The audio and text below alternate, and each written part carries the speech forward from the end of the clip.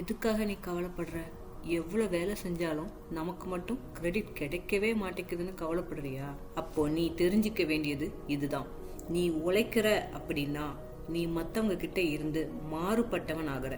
அப்போ எல்லாரும் தானே உழைக்கிறாங்க டெய்லி, நான் மட்டும் என்ன புதுசாவா பண்றேன் அப்படின்னு நீ கேட்கறது எனக்கு புரியுது.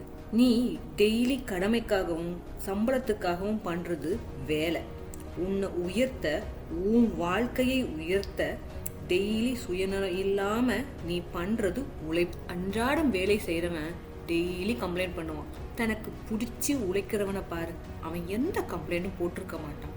ஏன்னா அவனுக்கு நல்லாவே தெரியும் அவன் மற்றவர்களில் இருந்து மாறுபட்டவன் என்று அறிந்தவன்.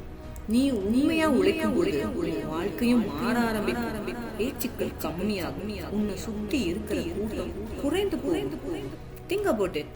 இங்க பாரு, உழைப்பு சிறுசோ பெருசோ அதுதான் உன் அடையாளம். படிப்பா இருக்கலாம், உன்னுடைய வேலையா இருக்கலாம், என்னவா வேணாலும் இருக்கலாம். இதுல இருந்து நீ தெரிஞ்சிக்க வேண்டியது என்னன்னா, உலகமே உன்னை கவனிக்காத நாள்ல தான் உன் உள்ளம் உன்னை கவனிக்கும். அப்படி கவனிச்சா நீ திங்க் பண்ண ஆரம்பிப்ப. அப்படி திங்க் பண்ணா நீ என்ன பண்ணுவ? உழைக்க ஆரம்பிப்ப. எப்ப ஒரு விஷயத்த நீயா கிரியேட் பண்றியோ அப்பவே நீ உழைக்க ஆரம்பிச்சிட்ட. மற்றவர்கள்ல இருந்து மாறுபட ஆரம்பிச்சிட்ட. உன்னை வளர்ப்பதும் சிதைப்பதும் உன்னோட கைகள்ல தான் இருக்கு.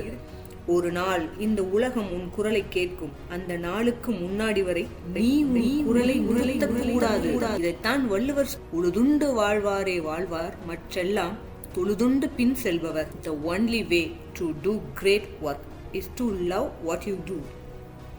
Thank you.